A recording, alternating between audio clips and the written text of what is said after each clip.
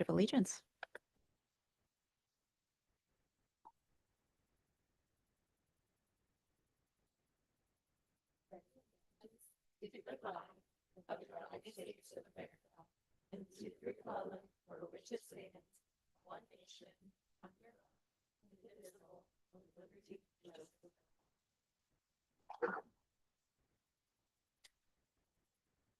For roll call, we have Michelle, Devin, Charles, Lucas, I believe, is on the way. Veronica will also be joining late, and Rebecca Westover from the school district. Staff members, we have Shelley, Derek, Oak is not here, and Phil Henderson from OHH.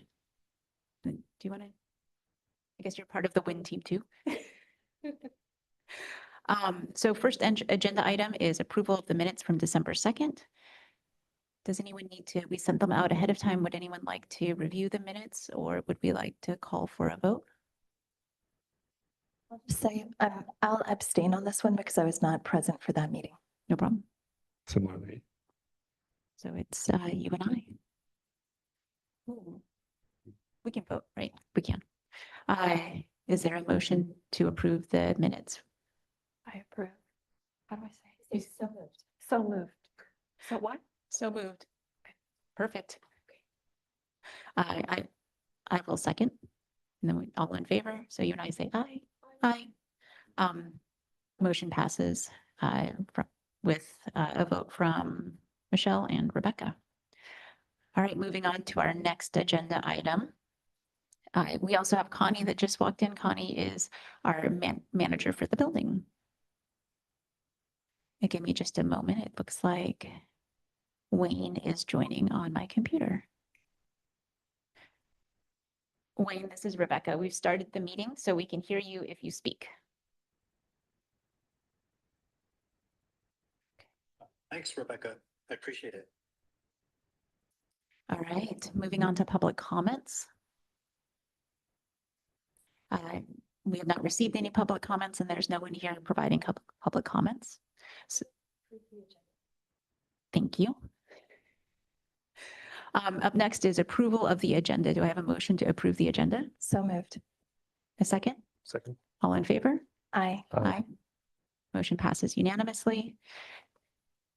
We did public comments. Up next is our action item for election of officers.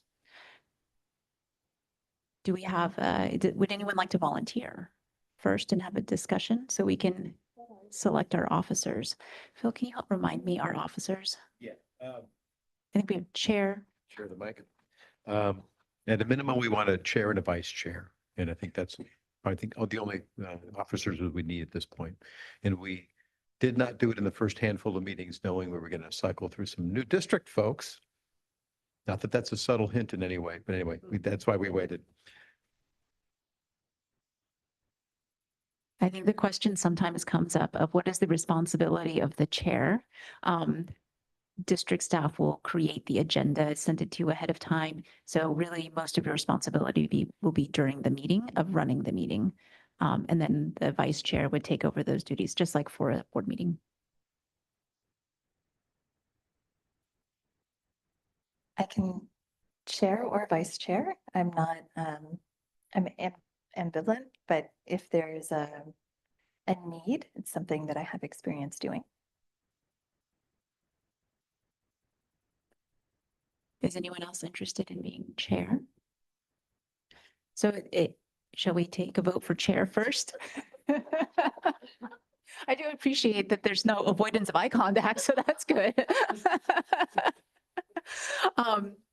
So let's, if we would like to take a vote, do I nominate?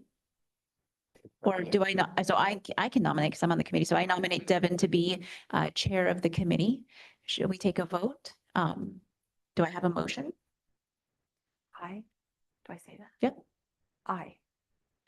Do I have a second? All in favor? Aye. Aye. Congratulations, chairwoman. Would you like to take over for vice chair? Sure. Are there any nominations on the floor for vice chair? Happy vice chair. All right, so we have Charles DeFazio, trustee DeFazio. Anyone else interested? Seeing as there are no other takers at this time, is there a motion to elect Charles DeFazio as the vice chair of the committee? Okay, there is a motion by Dr. Westover. Is there a second? Aye. We have a second. Thank you. You're good. And all those in favor? Aye. Aye. All right, so trustee DeFazio was unanimously elected as the vice chair. We will now move on to the informational items. We'll start with 3A. This is our budget discussion with Derek Hames from WIN.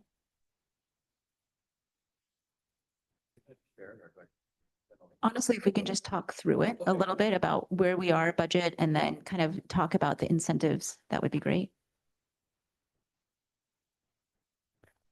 Okay, so as the majority of us are here aware, I believe you two weren't here at the last few meetings that we had in the end of last year. We worked on and produced a pro forma for 2025 for the Mountain View School District community. That was completed and went through review here at this team and then I believe up through the board. Since that budget that was put together, we have made some edits, some additions to the budget, some changes. So to highlight those, the main change, the biggest change, there were two. One was the addition of the 6 months deferred ground lease payments. Those were not in the initial budget that was reviewed prior at the end of last year of 2024. That number equaled about $955,000 and I believe $2. So that amount was added into the budget. And as a result of the addition to that budget, we had to make some edits and adjustments to a couple other line items.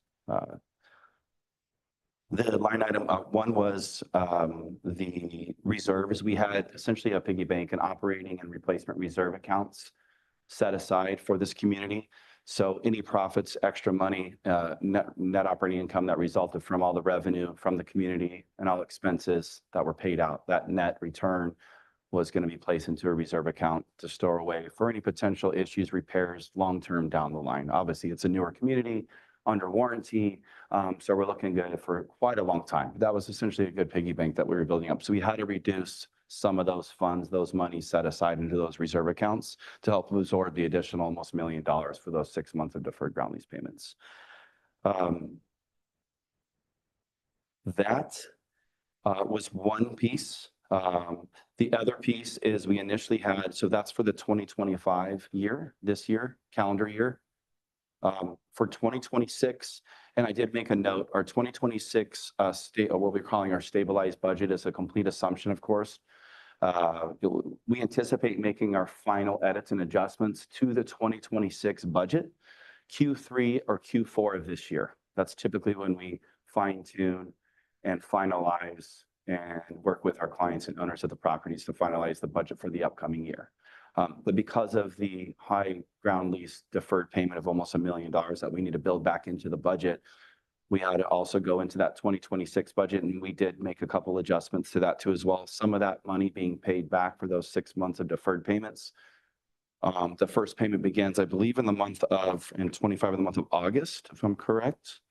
Let me see, ground lease. Yes, August 1st is the first payment of this year. So August to December, those months will be paid, and then continuing on the 6 months deferred payment being billed back into the 2026 budget as well. And result of that, we originally did not have any increases to any rental rates for 2026, but we're proposing looking at doing potentially as one option to do a 6% increase on the market rents at the community. And the net of that, kind of just going forward, that's very high level. So those are the two major adjustments, the reserve account and then the adjustments to the rents in year two. Of course, everyone who moves in is locked into their rental rate for the length of their first lease, 12-month lease term. So that 6% increase would kick into effect at the renewal time period of their second lease.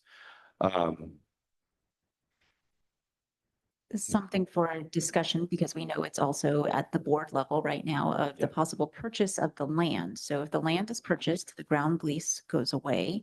And so then there is the possibility, there's more possibilities for exploration for the board, that if there was no ground lease, would the board want to keep rents where they are? Would they want to potentially reduce them, depending on how the funding structure works? So all of these things are possibilities as we look forward in the out years.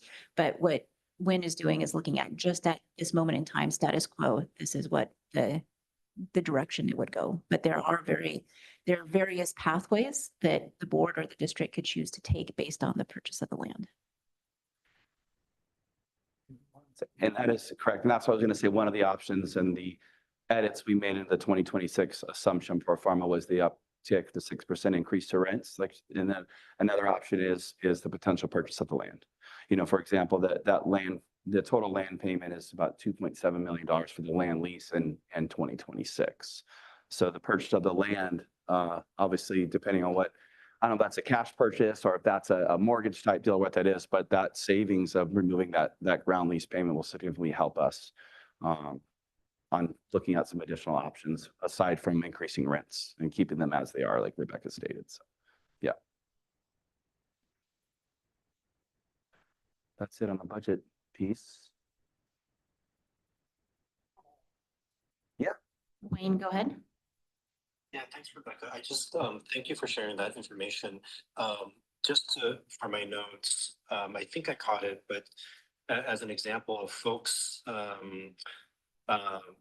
got into unit now, let's say they signed a lease agreement in February, it would the potential 6% increase mean that next year when folks are renewing, say in January for February, that's when the 6% would be implemented, assuming it is 6%? That's correct. Okay. Thank you. Thank you. Does anyone else have any questions? Go ahead. I don't know if this directly pertains to the budget, but I was just wondering, like being a part of the housing community, I'd love to know, maybe this is off topic, we can talk about it later, like the numbers, what's it looking like for the amount of people that have moved in? And I'm very concerned about the amount of teachers specifically that have moved in.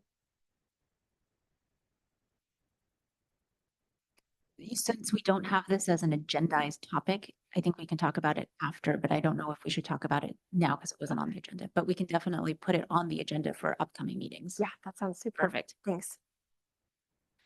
All right. We were also going to talk about incentives and potential tenants. Maybe you can, I know that in our meetings, you talk through about like how it impacts the budget, but talk about how incentives work and how you think it might help the property. Okay. Yeah, so we discussed, we have moved in, we've had our first round of move-ins recently over the last week or so. We have people living on site officially at the property, which is a huge achievement. So as we're looking through and we originally built this budget, we have scheduled out, and again, our assumption on, February, March, April, May, all the way through what we're calling stabilization period, which is August 1st. So between now and August 1st, we're looking to have occupied about 130 units at the community. So our budget is in place, very conservative budget, but in place, being stabilized at 130 units, so around 91% occupancy.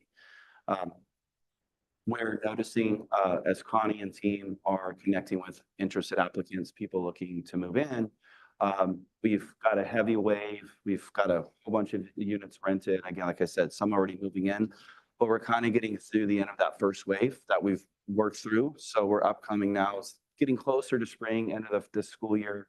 We're hoping we'll get that second wave as, we know many teachers are currently in lease agreements now, maybe living elsewhere, locked into something they can't get out now.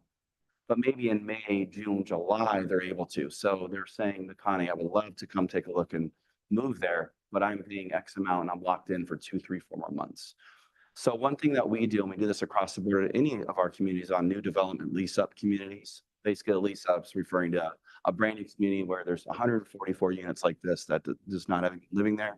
We lease up the community to full stabilization. So part of that, a strategy on our part is offering a special, we call a concession, particularly let's say 1 month's rent. Maybe 2 months rent is typically a cap if it's totally market driven and property driven. But out here, I would say anywhere from 1 to 2 months. 2 months would be a cap offer.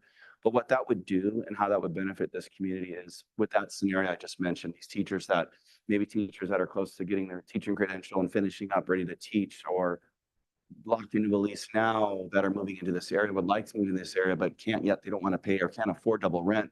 That would allow them the opportunity to move here now, pay nothing here, finish their rent and their lease out over there, pay nothing here, but physically move here, be an occupied resident and start living here on the community close to where they work.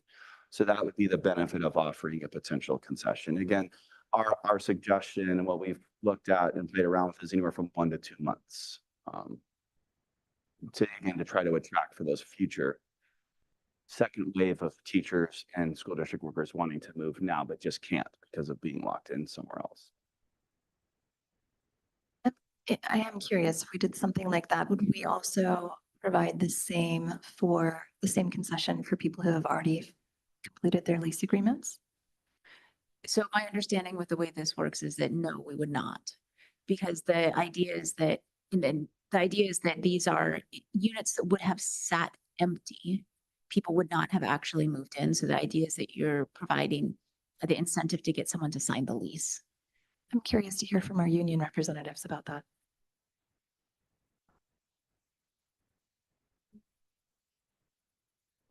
Can you repeat what was the question? So I was asking, with this kind of incentivizing 1 or 2 months free, I'm curious to hear from the union representatives about your thoughts on that would not be available for people who have already signed leases, but would be for filling units that are unoccupied still. I think it makes sense as a Mhm. rental person. Yeah. Like if I moved into my apartment and 2 months later, they were like, half off rent. I do think that makes sense for a rented property.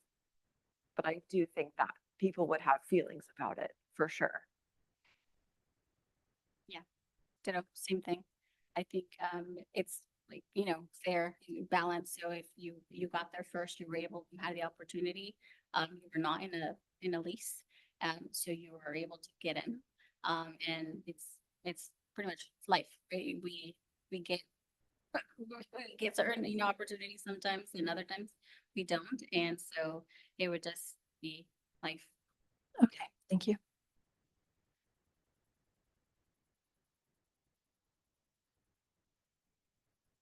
Wayne has his, go ahead, Wayne.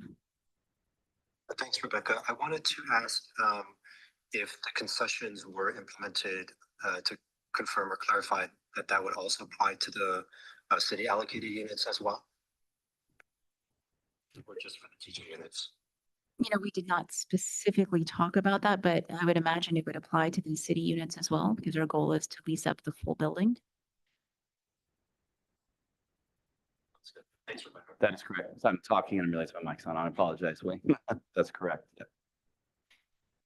And then something that I think we talked about previously was with the concession that, would be a question that I had when team explained to me was that when you offer the concession, it's not impacting the budget of the unit or the building, because that unit is right now slated to be sitting empty.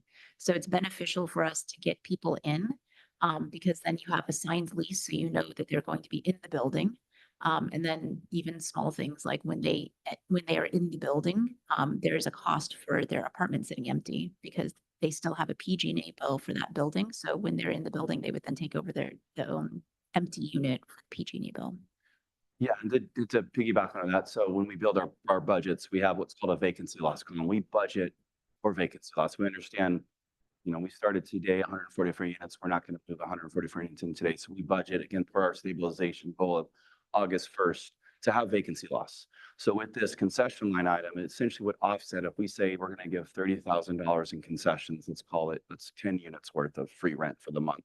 It would offset the vacancy loss at $30K. And so it'd be reduced, but just added to that concession line. So the bottom line is essentially a wash. At least financially speaking, yes. Mhm. Any more questions about concessions or? Do we have a sense for, I guess, let's say we do no concessions, right? Like how long we'd expect it to get to full occupancy, or at least within the vacancy rate that we're expecting, versus what our expectation would be for like 1 or 2 months of this, and how more quickly. Kind of generalizing right now, and we were talking about earlier this week, essentially with everything we have locked in right now, approved applications with units selected, moved in and pending move in, we're essentially full up through the end of April right now per our budgeting plan. So we're preparing now. This is what we do. We're preparing now in the end of February, starting March, seeing where we're at. That first wave is dissolved. We kind of worked through everybody that's come in and applied. and waiting for that. I'm calling the second wave after the end of the school year. So we're looking at trying to ensure we stay ahead of our schedule, or at least meeting our schedule. So May, June, July, those are the months we're looking at that would help. And why we're looking at a month to 2 months of free concessions to help bridge us from March to that June, July timeframe that we need to take up. So one of my other questions that might be more for Tara Vickford, who's not here right now, is when do we start offering employment to new employees for the upcoming fiscal year? So I'd say it's most heavily March, April, May. Okay.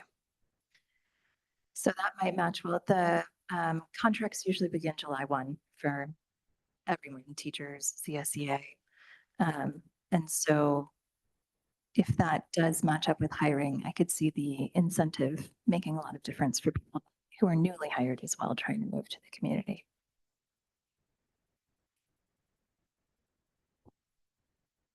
Exactly. That was the other additional thought or layer I was saying earlier of the new round of teachers. I'm just curious, generally speaking, do you have an estimate of, I don't know if it's a similar number year over year, how many new teachers will come in? Is it pretty consistent or is it? It depends on the year. Okay. That's more of a HR question, but I know Sure. it does greatly depend on the year and then how many people have retired. Okay, yeah. And sometimes we have years where we're hiring more, like the years that we hired STEAM teachers, we had a lot. So, Understood. yeah.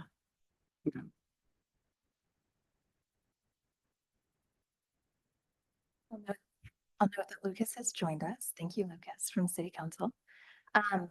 Lucas, we were just talking about the two informational items, the budget discussion and incentives for potential tenants.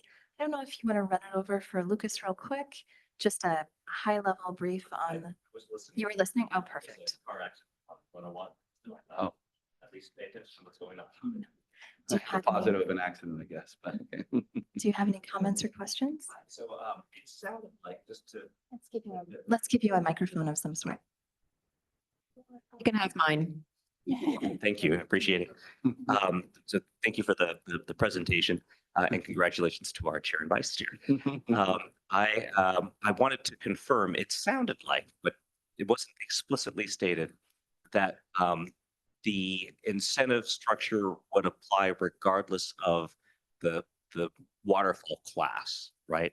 So it would not only apply to teachers or City of Mountain View employees, but also to potentially members of the general public who end up living in the housing. Is that correct? We haven't gotten to offering to the waterfall yet. So I imagine that would be a conversation, like when we need to, if we open up the waterfall, but we're not to the waterfall yet. So are there fair housing implications if we treat different classes of tenancy different? I see what you're asking. We are not there. Let's see.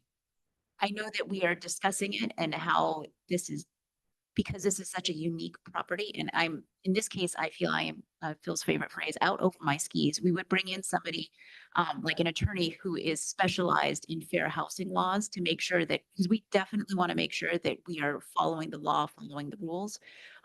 But if we were to ever get to the waterfall, we would also want to make sure that we're providing the best benefit we can to our staff and teachers, and not taking on additional burden if we were to enter that waterfall. But I think that's probably a bigger conversation where we would involve attorneys that do fair housing. Which makes sense. I wanted to share a story. During the pandemic, I was the beneficiary of an incentive applied in my my apartment complex. I was a longtime tenant, but because of the nature of the market during the pandemic, if I moved from my unit to a comparable unit in the same apartment complex, I was able to benefit from a rent reduction and a month of free rent. So just something to be mindful of. I'm not sure if that applies in this case, but I think that was probably a function of fair housing law, that they couldn't treat me differently because my lease had concluded. I was moving into a different unit, and I guess fair housing law is pretty restrictive, and so that was a new tenancy, and therefore I was able to benefit from the incentive program. So that was the one, I don't know if I have a philosophical objection to that, but if that's something that could affect the budget, then it would be worth exploring and making sure we have a complete understanding of fair housing implications. Yeah, for and I can tell you, we do. We have regularly annual, semi-annually fair housing classes, and we've been doing this for 25 years. That's something that we do. We're very familiar with fair housing laws, and we have counsel. We've had counsel in some of our calls that obviously if we need their support or the reassurance, understanding to be sure we're providing concession across the whole board correctly, we would reach out to her and her team, or we have a couple legal teams that we'd reach out to for that. But that scenario sounds unique, and we could talk about that. I don't know if that property is going through renovation, so they were wanting me to move from one to the other. Okay, just interesting. But as far as that goes, Rebecca placed it perfectly. Right now, we're still on the Mountain View Lisbon School District, only applicants for the 123 units. If the time came down the line, we open it up and we're offering a special, I can simply say we would have to offer that same special to everybody. I can make that answer easy. Right now, it's not an issue or a question because it's only open to the Mountain View Lisbon School District. So, Right. I should clarify, I trust you. You're Yeah. No, yeah, technical expert, but if there are policy questions, I'm not a technical expert, so I want to make sure I'm understanding, what the law requires, because it may influence how I would provide a recommendation to the Board of Trustees about a policy decision governing something like an incentive structure. Yeah, and I'm wondering, are you thinking too of maybe how the question was brought up, the people who have already signed leases that did not get a special that will be moving in, and then we're offering it to new potential applications? Is that maybe the question? No? No, Okay. it's more a knowledge gap. Okay. So I want to understand what the applicability and regulations that we're subject to. Got it. And I like incentive structures because I think it could help with if there are challenges with filling the units. So that's priority one. But if there are some peculiarities that or unanticipated consequences that may affect how we provide a recommendation to the board, then it's worth all of the policymakers understanding exactly what those Got it. Okay. unanticipated outcomes may be. Okay. Yeah. Thank you. I think what that brings up for me is the question of sort of long-term projections. If 90% is 130 units, which is our goal, and I don't have a firm number, I'm just going to ballpark 60 units, probably filled by April. Maybe that's optimistic. Or even just 40 units filled by April. Then we're looking at an ongoing cost through that incentive for anywhere from 90 to 70 units moving forward. And does that have a fiscal impact on the pro forma? It does, but again, it offsets our vacancy a dollar amount. So what would happen is this: if we have, let's say March, I'm just going to generalize this. Let's say we start this month of free rent in March 1st. And if we do 10 units worth in March, 10 in April, May, June, taking us to the next 4 months, that equals X amount. Let me just throw a number out there, $100,000. That again, 10 units, 40 total free units worth over that 4-month period is, let's call it $100,000 worth. If we rent those 40 units, they all move in and they all get that special, it's a wash, it's an offset. Okay. Otherwise those units would sit vacant. They're not going to give you decide not to move in March 1st. Okay. Let's say you move in June 1st. You don't move in March 1st. You were going to get a month free. You decide not to. We don't give that special up, then it goes away. But our vacancy number of that, let's say $2,000 a month rent, then hits the budget. So it's an offset. It's either hitting our concession line or our vacancy line. So the bottom line total, the revenue, total income, category line item stays the same. Yeah, I think that, sorry, it's something else I was thinking of, but yeah.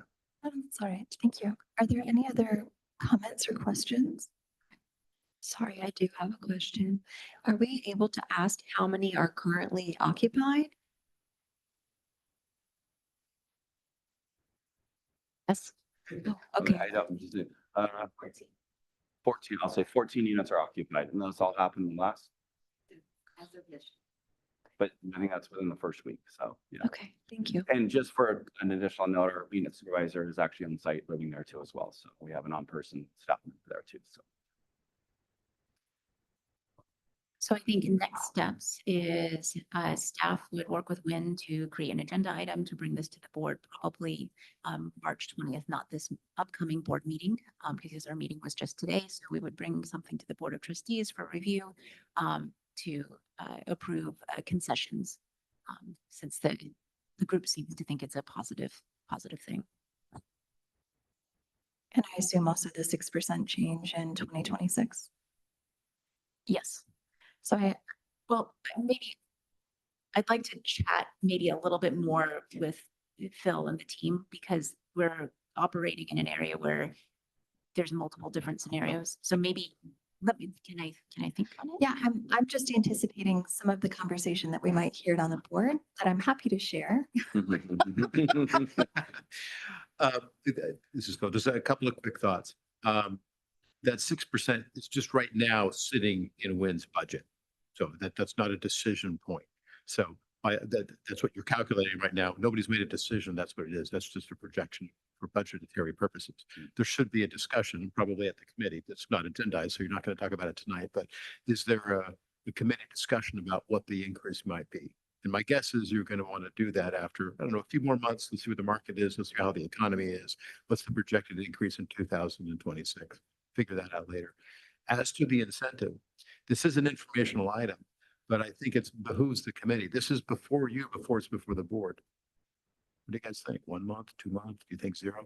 Having that discussion, having a thought and providing that information to staff kind of is why the committee's here. So don't stop the conversation yet. Do you have a landing spot? You don't have to act, but providing information back to the staff, I think, is part of why it's on this table tonight. So. I mean, 2 months. Sorry. 2 months would be great. I think 2 months would be a nice incentive for some. I think I'm really curious, really the numbers and the interest and the affordability, because I know that 2 months would be like great for any apartment complex with the rent. But just to be frank here, to be honest with everyone, I applied, I tried to get in, and I simply can't afford it. I can't afford the rent. And so, yeah, if I got 2 months off, that'd be super. But when my rent lease is up, and like I want to renew, I can't afford it. And I have 8 years teaching experience, and I can't afford it. So I think that's important to just know that even if we offer these 2 months off, the teachers that are in my realm, the 8-year realm, cannot afford the rent.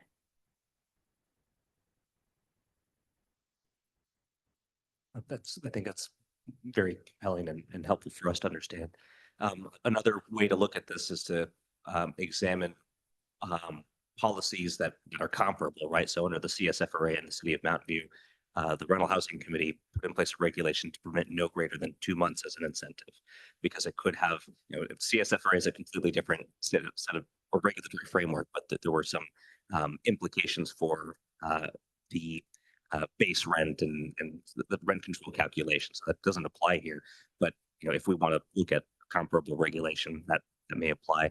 The same with the 6%. That one, I know maybe it's not explicitly on the agenda, but thinking about certainty for tenants, right?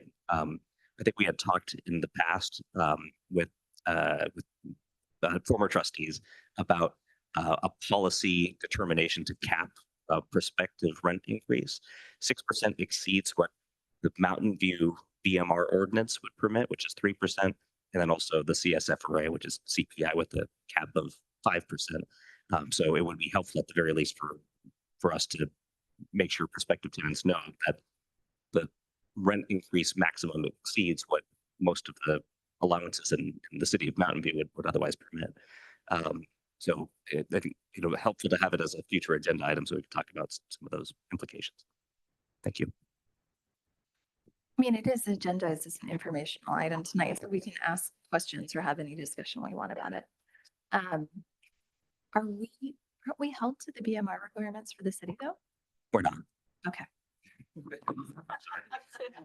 Thank you. In previous meetings, we had talked a bit about the rental increase. And one thing that was a discussion was if we wanted to limit the rent increase, it means you kind of have to plan for it in the beginning stages. So it means we would set rents higher now.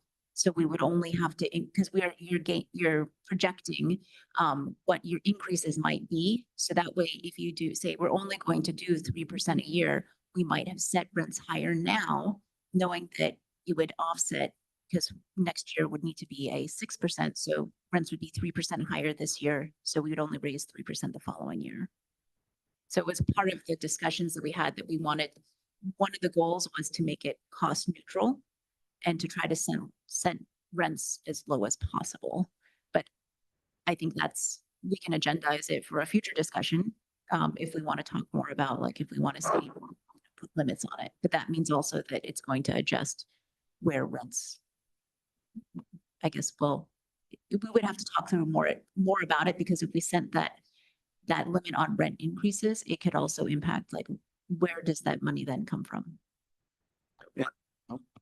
I was just gonna say, we use 6%, the over conversation as a number. Across the state of California, I think nationally, we're already getting numbers typically 2025 cap rents come. We're talking about 26. So we're way ahead of the game, but that's part of what we're discussing now. It's part of the strategy and the game plan for this community. But we're just getting 2025 rents being published. They usually come out in the next month or two. We're hearing it away nationally, it's 3%. State of California, Sac County, for example, a little over 9%. California's pretty averaging from 7 to 9%. Of course, aside from specific counties and codes and different property types can change that too as well. But 6% was a pretty conservative number that we used. Dumping in a number called 3%. As everything is, again, we haven't, in that Rebecca and I talked to, 2026 is so far in the future, we haven't completely done our assumptions on all line items, potential utility increases, payroll increases, right? Various increases as well. We do know the ground lease payment. And so that was the one that we dumped in to work our model for now. We used 6% that helped absorb that additional deferred ground lease payment. But even a lower percentage increase would still potentially could work. It doesn't have to be 6. 6 is just, again, a speculative number we're using right now for our calculation. It could be 3%. It may work. I wonder if, because I know that rent increases are very sensitive. I wonder if it would be more beneficial, because I know, like, we're all of us, like, including myself, we perk up when we hear rent increases. I wonder if it would be more beneficial to delay that conversation until the board has finished their discussion on the land purchase, because we'll be discussing things for potential rent increases that could drastically change as the board is making decisions about what they will choose to do. So it might behoove us actually to wait on that discussion until we have more certainty in other areas. I think that's fair, but it's always good to have the information in mind as well. The other thing that I'm curious about is some information regarding, if we're looking at our pay scales for teachers, for example, it's concerning to me that someone who's like at year 8 or 9 on the step can't actually afford to live on the property, because that's not our goal. Is that someone who's qualifying at the 120% or the 80% AMI? And I don't want you to have to speak about your own, I'm trying to be very general. So feel whatever you feel comfortable talking about. I'm discuss. very comfortable because I think it's available to the public. And I speak for many of my colleagues when I say this. And as at the 8-year mark, I checked in with all my colleagues about, hey, like, you applying, I'm on the, I've been very, very vocal, and they cannot afford it. And it seems that everyone at my school wasn't able to afford it. And I'm not sure, I've been very curious about who's getting in and the number of occupied units, because the 120%, even if I projected, like, I looked at my salary for the next year, looked at my salary for the next year, and it's still not anything that I would be saving. I live in a sad little apartment in Mountain View. I love it for what it is, but I was super excited about this project, and so were many of my coworkers. And I think, not to be emotional, but it's just like, this has been really disheartening. And I think like going through the process and, you know, gathering all these documents and then basically looking at it and saying, I don't know how I'm this far along in my career. And if I didn't have the rent control department that I have right now, I couldn't be teaching here. And so I saw this as an opportunity to like elevate my life. And many of my coworkers, because at my school, many of us are on the same track and we were excited about it. And so you can imagine the way our morale plummeted when I told them the numbers. Can I ask a question? And this could be generalized, not to, I was going to jump in, so you don't have to speak on your own personal situation, but is it, from what you're hearing, just generally with your colleagues, is it the 80% is great, it's right there, but you guys fall in the 120%, that's the number, We are right? placed in That's the 120%. The 80% would be affordable and great for you, but you don't qualify for it. But many teachers will only place in the 80% for a minimum amount of time. Sure. And then after a few years, they'll be placed in the 120%, and then they will be no longer able to live there. And so that's one of my you know, I'm kind of new to the BMR, like the numbers of it all, but had it been 100%, it would have been much more equitable for teachers, just based on the pay scale. Yeah, sorry. Yeah, because I think my understanding is the goal is that for it to be considered affordable, it has to be about 30% of your income. And it sounds like it is exceeding that for teachers who are bumped out at 80 and get lumped into the 120 category, but might not be fully at 120% themselves. Is that correct? I'm sorry. I was trying to pull up all the analysis with the 8120 and look at the rates and the differences. I don't recall what they are. What, can I, real quick, what size apartment? Really just curious. Are we looking at a studio, one or a two? Just the 1 bedroom. I have a dog, so. So we were looking at for 1 bedroom was it's 1450 on the 80. So just for transparency for the group here, if you don't remember, it's been a couple months. 1 bedroom at 80% is 1450 a month, and at 120 it's 2900. It's double price with the 80%. So, and we may all know this. I just so it kind of helped me to talk this out loud, so remember the numbers and the differences.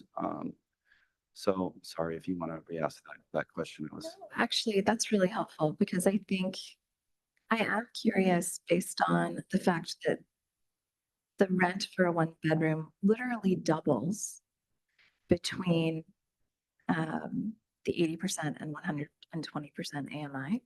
Mhm. If we could explore adding a third tier of rental rates. I think what is driving the rental rates right now is our ability to pay the ground lease. So reducing, and these are all things that the board could choose to do, but if we were to reduce rents for that 120%, because that's bringing in income to pay for the ground lease. Without that income, there's going to be a negative for the budget. I understand that, Yeah. but my question is about, can we add a third tier? So let's say we add We could do multiple things, including that, but could we add a tier? So I'll try to answer and then I'll let Win answer more fully. My thought would be is if you start adding tiers, so you add 100%, you have like 3 different levels. So let's say you're going to increase the rent for anyone that falls into that 120% category, lower the rent for 100, because you'd have to make up the income from the building somehow. What might end up happening is that at that 120 mark, you would get nobody moving in. You're going to fill all the 100%. And then you're going to have a negative in your building still. I was going to say that the net result, great question. And if we'd added, say we added an 80, 100 and 120, yeah, let's say it's 1450 for an 80. I'm throwing numbers out here. 2200 for 100, 2900 as it is now for a 120. We would definitely probably fill and significantly increase. And maybe that would fall in your range. I'm not sure if it was 2200, somewhere right in the middle. That would satisfy that, would still be left, probably even in a worse scenario, not ever filling those 120%.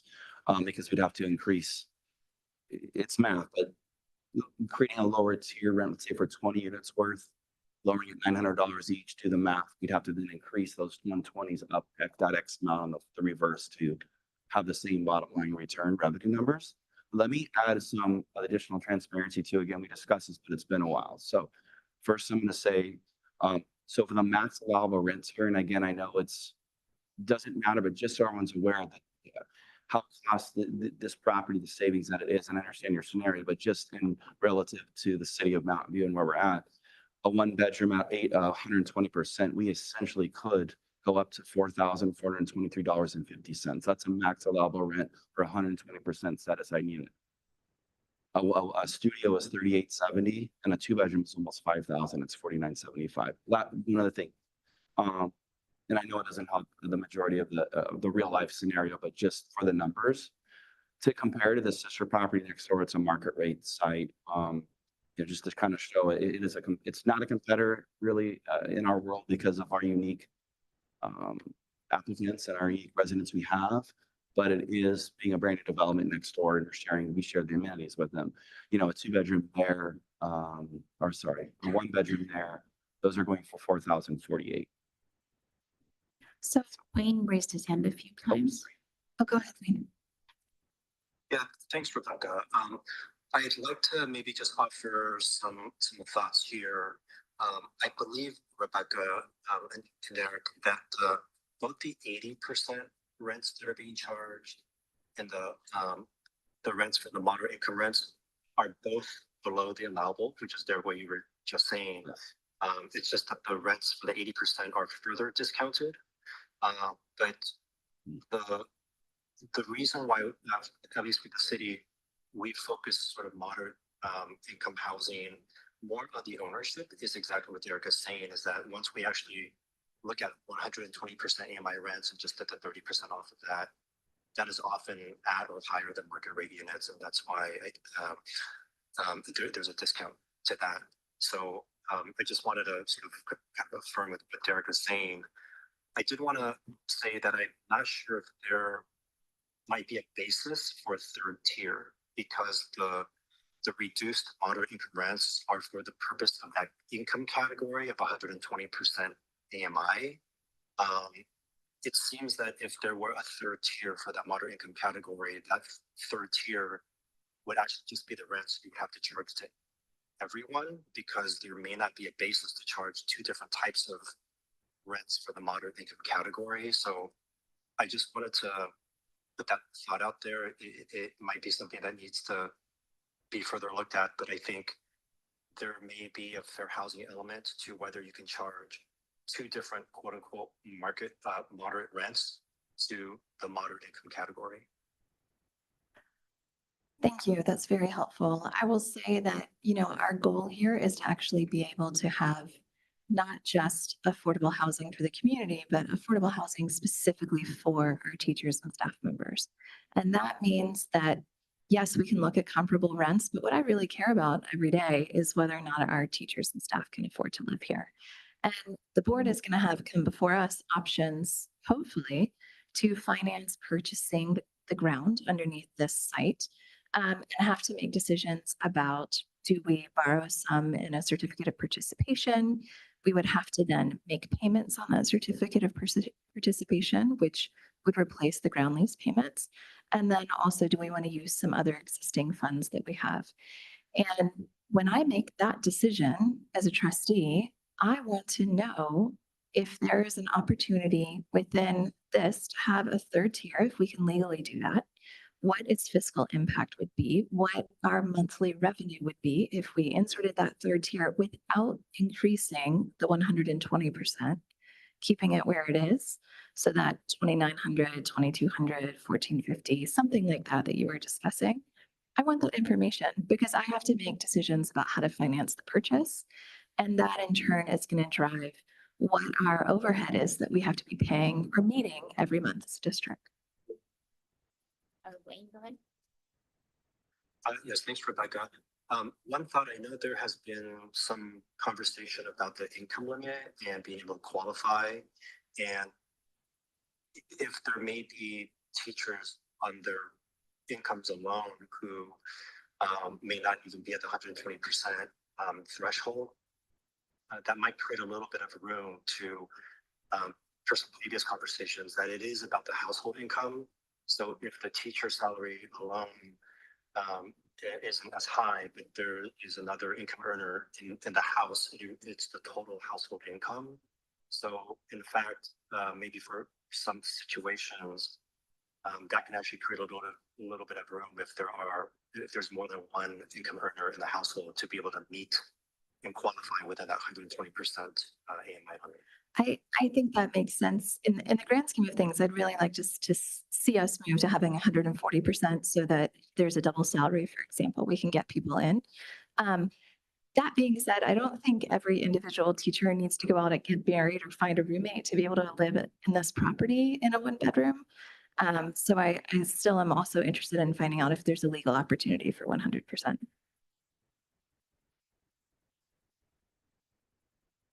Maybe just a question, like also it could be that if we had owned the land, you can drop the rents for everyone, whether it's 100 or 120, because on our teacher salary schedule, they will eventually get out of that 100% pretty quickly. So if the rents are just lower for everyone, it might.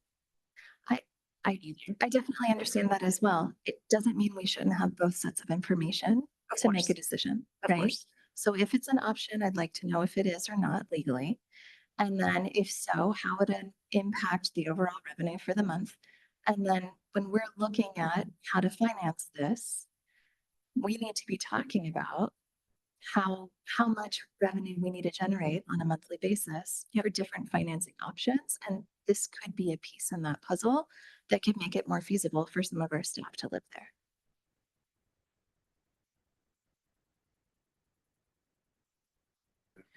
Not withholding information at all. It was more just a conversation. No, absolutely. I could feel your passion. Now Devin rolled in and messed up the whole committee. No, I think it's really important. And I hadn't heard that point before. I'm really, not thrilled to hear that. I really genuinely appreciate that because I've been a big advocate of this and very vocal with my community, and it's just been really, like I said, disheartening. It's been tumultuous. And so it's just sad to see it. And I thought to myself, like, if we really want to house teachers and like, if we want to call it teacher housing, I want to see teachers in it. Can I ask, again, I'm trying to generalize the question here for yourself, for you. What's the delta? What's the difference in rent rate? Do you know the rates for other units, like for a 2-bedroom at the property you're at now? I'm just curious. I know I don't know what kind of property type it is, but it sounds like it's obviously less per month than our setup is, but how big of a delta is the difference? I'm in a peculiar situation. My apartment, I live in a very outdated apartment inside of a nicer complex. So like they've renovated the rest of the units. I got in there during COVID. So, Yeah, you're like in what we call a standard or classic unit, not an upgrade. yeah, so Okay. I'm in one of those units. So in my complex though, it is 3,300 for a 2-bedroom and I think 3,000 for a 1-bedroom. See, yeah. That's a very unique scenario, yeah, because it sounds like you're not meeting a very good price point, so. And Yeah. it's like, that's what's allowed me to, that's one of the reasons why I've stayed in the community and stayed at my school is because I lucked into this apartment and I got an amazing job and I love it. Okay. Thank you. The stability that rent control provides in Mountain View too, right? So keep in mind. Correct.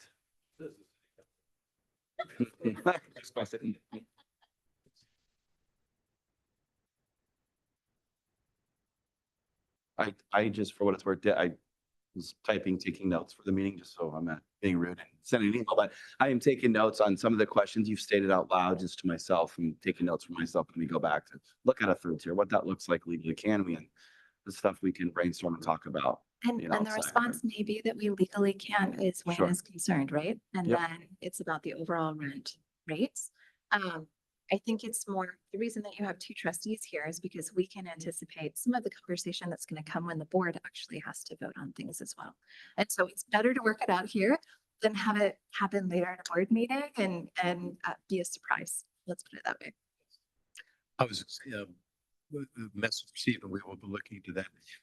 If you recall, 15 minutes ago, we were going to talk about the incentives. So I'm gonna go back to that. So did we come to a consent? This was a great conversation. I wasn't saying don't have it, but I'm gonna get us back to, do we want to have a suggestion for the board on what the incentive would be? I heard 2 months, but I didn't know if everyone had a chance to chime in on that. Can I'm so sorry. There's a couple layers when we discuss offering concessions at our communities, at any community. One is the term, the length, 1 month or 2 months. Then there's a couple other layers to that I think we should add is how many units do we want to do for next 10 units? So what we typically do is it's a hard line in the sand for housing reasons, and able to go out directing Connie and her team effective today at this time at 6:25, please, the next 10 units rented will get 2 months free. And then we have a discussion and say no more. We send an email out, your line in the sand, they stop, because then tomorrow morning you may walk in and I heard my colleague said we got a special. We don't have specials anymore. So that's the kind of fair housing piece that we have with it. So how many months we want to offer to Connie for coming into Renee? Is it 1 month or 2 months? And then how many units total? And that helps us with the time frame and what that cutoff is. So it's just Do you- some things to think about. I was going to say, do you have Suggestions. a recommendation based on the pro forma? Yes, I do. Let me pull that up. Yeah, so again, we have them starting in March. So essentially in March, we have it's kind of like a tier. So in the pro forma right now and how we have it written, as assumed, is 15 units for the month of March. So a total of 15 units. We call it tomorrow. Connie, and how this works, we'd say 15 units, we get free month in the month of March. We track all of our applicants that have come in, obviously the ones that have rented and moved in. They moved in, we could call, you'd probably get a call back, and this is a unique scenario. You'd be on the list of who came and said, sorry, I can't. She would then call you and others who are in your scenario and say, hey, the rental rate's the same, but we're offering a special 2 months free, which equates to around $6,300, give or take, and free rent for your first year. Your comments were very well made, because then year 2 comes around, right? So we look at that. But so that process would go. Then April, I have it again at 15 units. Okay. So, and then May, June, July, we did 10, 10, 10. So that's a total of 60 total units between the month of March and July. And that 60 with the estimated amount of units we have now would hopefully bridge that gap for where we need to get to reach stabilization around 30 units, excuse me. Now, there is some units left over. The 60 free units I just stated, plus what we have right now does not equal 130, but it's close, because there is some just natural progression, natural people coming in. We assume, we don't have to give more than 60 would be the cap for sure, is my suggestion when I put this together. So. Just as a caveat, the board will not be able to vote on it until March 20th. So that kind of takes March off the table. Okay. I mean, so I guess we could say it goes into effect March 21st if they approve it's a it. very good point. So we have a lot of strategies. We could say essentially right now she can rent and say pay no rent until June 1st. April, May. Yes, basically, let's say, June 1st. So if someone sneaks in and we get approval March 25th, someone comes in, they'd get April and May for free, and then maybe the 5 or 6 days, we throw that in there too. That's a little extra incentive to get them in right away. So that's a kind of a marketing phrase we use. It's real simple. But the flip side of this, let's say we do this, the board does approve it, and they give us the 60 units and the 2 months cap and all that. And it's wildfire, and all of a sudden the floodgates open, and Mountain View has been all these schools open, or whatever. I'm seeing all these new teachers, and we've got a flood of 75 people that want to move in. We can seize and stop that and not use all of those free rents that we're suggesting to use. That happens a lot of times at a lot of our communities. Again, we're planning as of today where we are right now, but in a couple months, we may get an influx of an initial second wave or third wave of more teachers and school district employees that want to live there. So we could stop those at any time. As I hear you talk about this, I wonder if, because we're depending on your expertise greatly for this, and it seems like these are decisions that are made fairly quickly. I wonder if when we come to the board, we need to write an agenda item that gives that flexibility, that like we stop concessions or we start, because right now what I'm hearing is that it would be beneficial to offer concessions now, but the board won't be able to approve it until the 20th. So that puts us about, so I wonder if there's like I think if you have too much flexibility, the board will I agree. balk. Yes.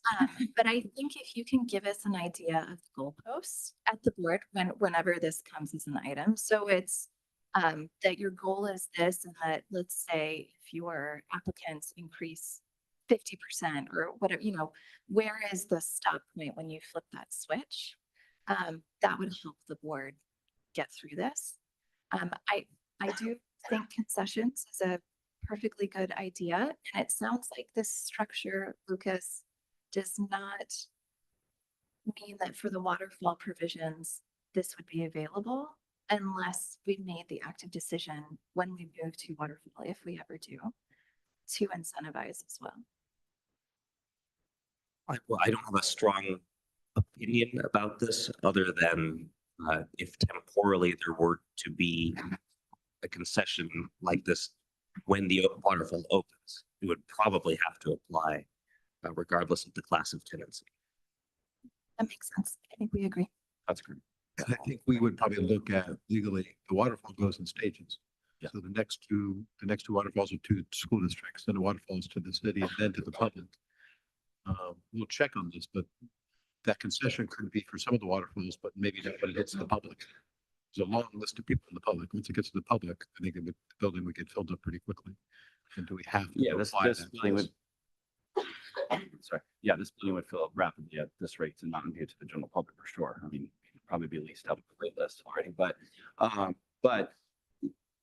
will tell you about concessions and offerings that we do and for housing and how that works. Like Phil said, Rebecca said, we're still in the first layer, or not even the first tick of the waterfall for the next school district. So so we started, let's say board approves it today, we start specials tomorrow, and then in 2 weeks, we open up to the first waterfall. If we're still offering specials, that would be offered to them. But that's so far, we're not even on that first layer yet. So it's a time that we can stop if we have a discussion now and we're getting closer, we're almost at that, like I said, the end zone there. We hit the goal we're close to. We're thinking about potentially even looking at going to the waterfall. We could stop if those concessions stop, then there would be no concession offer. Just because we offered it now, today, we stopped it tomorrow, but then we open the waterfall next week, we don't have to offer them what we offered in the past. It's only in that real moment in time where they would be offered that same special if it was still available, and then the waterfall was open to that next layer. So. Yeah, so I think for concessions, right, it sounds generally there might be a concern that it's like not necessarily going to be sustainable for, say, a teacher that can't afford the rents where they are. But it's probably not meant to address that necessarily, right? It's going to be for people who are just kind of turning over between those and kind of can't get out of their current lease. But I do think we need to kind of like, I think, match these so that like we don't end up in a situation where effectively like rents are growing much more rapidly than we kind of want to as an overall policy, right? Like because you're just amortizing that. So I think it's plausible to like fill in the concessions in a specific. I'd like a recommendation on like the timing and amount. I don't think I have enough information to make this like a recommendation to the board as a whole for that right now. I agree. And I think when we look long-term at possible rental increases, you know, we are in a very fluid situation right now. So we don't know if we will be paying a ground lease, if we will be paying some sort of loan repayment. So there's a wide world before us with an upper limit, but we don't know what the bottom limit will be. And you know, at the end of the day, I'm just going to put it out there right now that I would love for us to be able to match increases to rent controlled units because I think that would benefit our teacher and staff population who are living there. But that's a conversation for a later date when we have more of an idea of what types of revenues we have to generate. Just to add, again, this is another layer or concession lease up strategy. Can we discuss there? I don't want to add more math to everyone's brains right now, but so when we say 2 months free rent, there's typically 2 scenarios. Sometimes we do an either or. Residents or anybody, if we go shopping, you know, there's a special, but if we get an option and let's decide how we want to use our special, we like that even better as a customer, no matter where you are. So there's typically 2 scenarios, and some of our leases we offer both. So if you were to come in today, we're offering 2 months free. You could take the 2 months free rent, help you out those first 2 months, get new furniture and have put a little piggy bank away for some savings, just knowing your rent's going to be higher. Or we have the option to amortize it out over your first 12 months. And just quick math, sorry, that's what I was saying. It's around $480 off that $2,900 rent. That would equate to about $500 off the rent. So that would drop that down to like $2,400 a month. So of course you're thinking, you're probably going to say year one is great. That's right around where I want to be. But then year two comes around. So, and there are other strategies and thoughts we can do depending on how the budget looks. Again, that's a year and a half out, but that anyways, that's just an additional strategy to help. Some people like it up front. Some people like they crunch their numbers and they balance their checkbook. I guess that's an old term. They balance their checkbook out. And the other month, so they like that monthly amortization special instead of the upfront special. So that's a way to say, go ahead. So I'm jogging my memory. This was the issue that I think triggered consideration by the rental housing committee for the CSFRA. There's if you do decide to have policy capping the rent increase, and you do have a scenario where you have a tenant who's benefiting from the amortized incentive, then does that 6% or 3% apply to what would be the base rent or the reduced rent, right? So you have to be very clear about the rent increase that the tenant would experience, because it may exceed what the policy otherwise would allow. So, and I think I actually got the number wrong. I think the CSFRA regulation is no more than 1 month incentive. And Wayne could correct me. I think I said 2 months earlier, but I'm pretty sure it may be only 1 month permitted under the CSFRA. Of course, we're not bound by that, but we're looking at a comparable regulatory framework that many people may be familiar with. Then if they go into this new environment, we have to be very explicitly clear about what the differences are.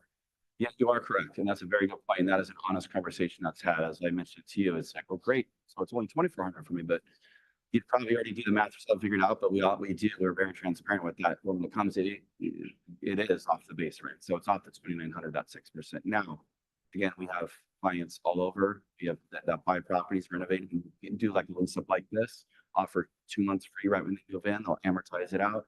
And when that renewal comes up, they typically offer, that increase will be based off the base rent, but they offer an additional renewal concession to continue to help absorb that huge impact of that 6%. 2,400 is great now, but in year two, on your 13th month, you're getting a 6% increase on 2,900, not 2,400. So there are strategies and things we can plan and actually budget for and prep for to help soften that blow and still keep you as a long-term tenant.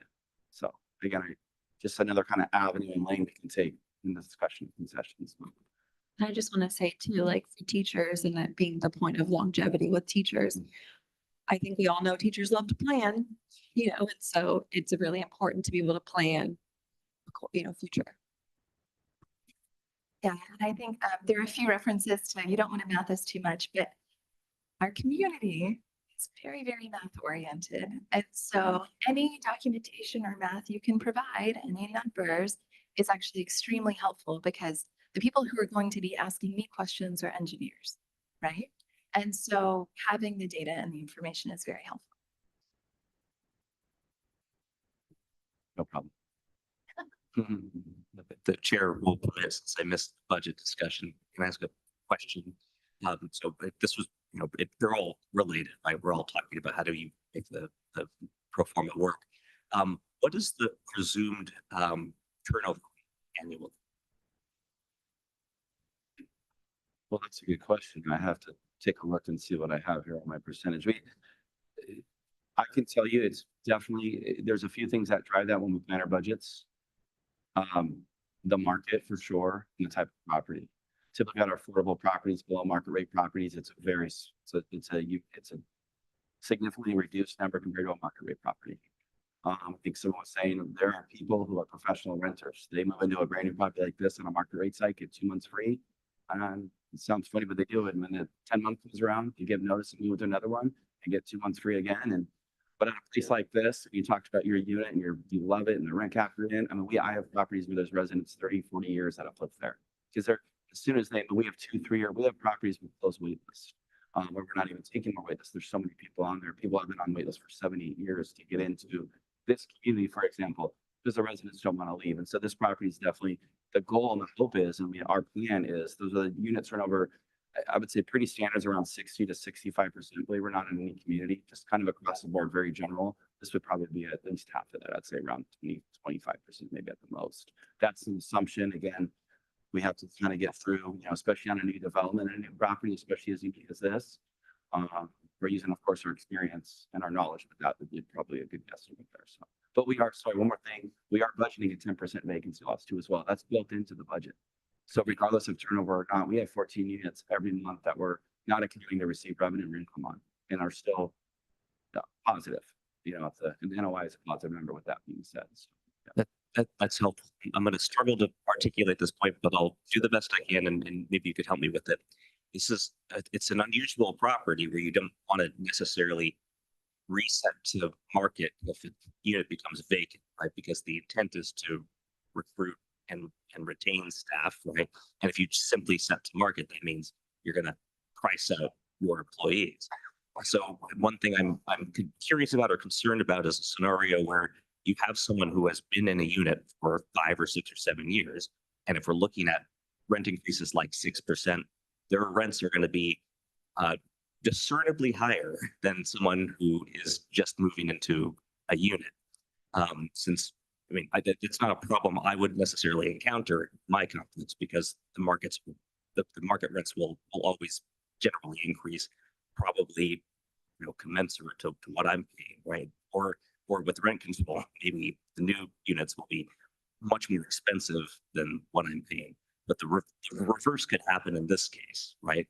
Where people who are longstanding tenants, depending on the rent increases, could end up paying more than someone who is just moving into a unit. And I can answer that for you real quick. The answer to that would be no, that would not be the case. So someone that would be living at my market rate sites, if someone were to, you know, at this site or any site, if someone were to move in today, let's say another one of Sammy's properties, market rents is there 3,000 a month. We have existing residents that have been there 5-6 years. They're capped, you know, we're capped in some of those markets around 8 or 9%. I think it was like 8.2 last year in increases. We have residents that have been there 5-6 years that aren't at market rent to this day and probably will never get there because of the cap that we have. When we do let's say a 6% increase, that increase, when we say 6%, that is the market rents. So let's say not one person moves, or let's just say this, we fill all 144 units that are 100% occupied as of today. They signed 12-month leases today and they all expire next year, and you see 30 people moved out. The market rate increase, what we typically do, we try to go to max allowable rents. Technically, of course, this is a unique property. We would go up to because max allowable rents on a lot of our properties are pretty small. I mean, some aren't even 10%. Some are max allowable rents, maybe only go up 7%. So that's we actually increase an existing tenant too. So they're only going to always be at market or less than market. Typically, an existing tenant is paying less than what a new person would pay moving in today, if that makes sense. So when that increase goes up to 6%, that's when we budgeted, we didn't budget it, we budgeted for the entire property, all 144 units. So you live here, you move out in 12 months, a new person moves in, that new person moving in would pay whatever that new market rate is at that 6% amount. Does that make sense? So to clarify, when you say a 6% increase, that's not on the tenancy, it applies even to vacant units, right? That Correct. rent would increase. So all of them To are the moving unit up. type. They're all moving up 6%. Correct. Okay. Across the board, yes. Okay. And so that's helpful. And I'd be curious to know the policy decision is, does that eventually move up the market rents or the base rents for the vacant units to a point where you're starting to price out your employees? And then would the board at some point say, actually, we need to reduce those rents for the vacant units just to get people in there? Yeah, I would jump in. So what we would probably do, so every year when we do our budgets, again, we are talking, it's important, but we are talking 2026 right now. We are in 2025, and it's what we do, and I know you guys do too as well. We're in the beginning of 25, third month of Q1, and we're talking about 2026. And that's what we all do, right? I mean, calendar year. So, but thinking of 2026, we would build this budget, build this performer out. So another strategy, another thing we could think of is, let's say the cap on for Mountain View next year, let's say we go to publishing at 7, let's say it's 8%. We're allowed to go 8%. We don't put in our budget, we put in an 8% market rent increase. We could put that in our budgets. We would discuss with them, but we could do a renewal offer for existing residents at say 4%. We have, again, that's why it's hard to talk about it today. And like you said, there's a lot of what ifs. Maybe the ground lease payment goes away. That's going to help them tremendously, but there's other things that could happen. If we're able to go up to 8.8%, similar to the majority of the state last year in 24, let's say we go 8.8% across the board on market rents, but when we have what's called a renewal worksheet. So everyone moves in February, March, April, May, June, everyone moves in. 90 days out from all the expiration, if you did move in March 1st, 90 days out, call it around the end of December, beginning of January, she'd get a letter from the office saying, hey, your lease is going to expire. Your lease will start on March 1st. Here are your renewal options, lease terms and rent amounts. We typically offer a discount. So if we went 8% on market rents, we would only maybe offer a 5% or 4% increase. So that extra potential increase on someone new moving in that year would help us offset and keep current residents longer. So they would always be a little slightly under their current market rent every year when they renew their lease. So there's cost benefits to that too as well. So And I'll add one of the advantages of being a school district is that we know step and column for teachers, for example, and we've been doing 3-year contracts with both of our union partners. So we have an idea of what people's overall wage increase will be future years out. So that might be another point to consider when we get there. I have done a terrible job watching the time as chair on my first night. It is 6:46. So we have gone over, unless there's anything else urgent. And just one thing that I think, sorry, you're trying to wrap this up, which I think is kind of related to like incentives and the specific like growth that we're expecting on things. I think it's hard to get a read on how we were reaching like the people that we want to reach for this, right? And so I think it'd be useful. We know how much we're paying people, like specifically and how many of them we're paying that much.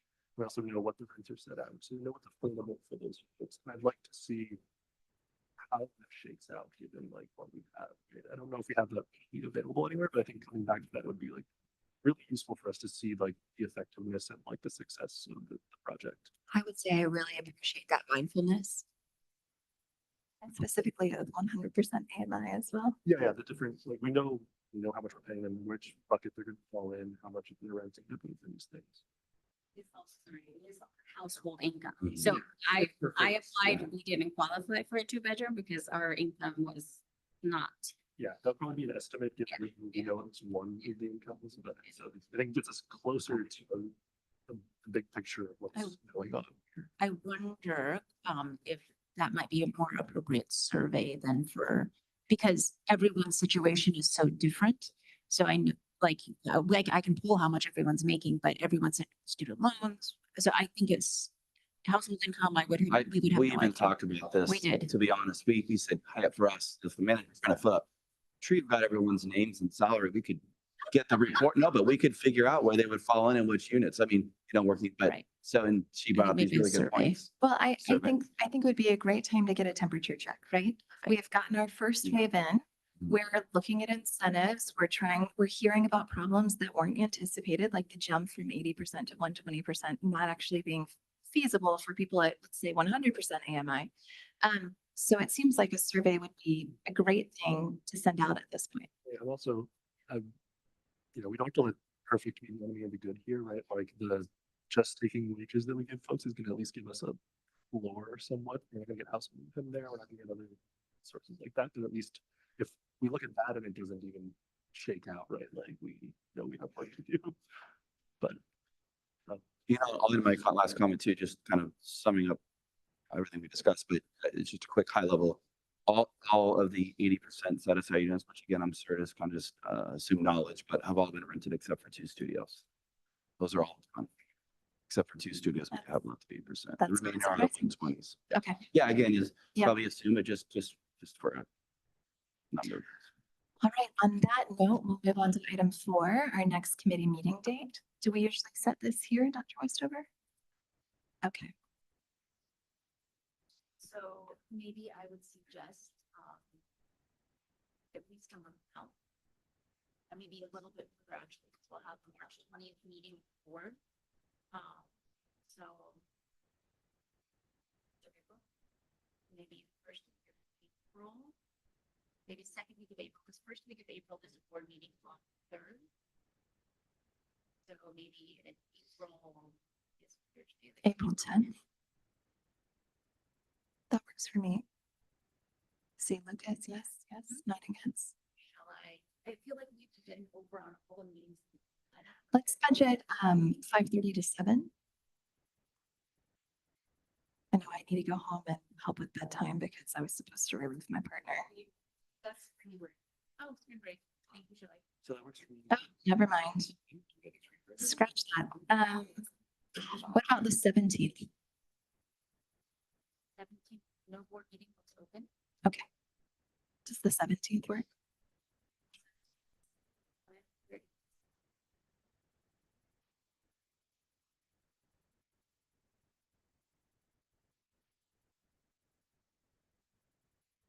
All right. Thank you, everyone. We are at adjournment.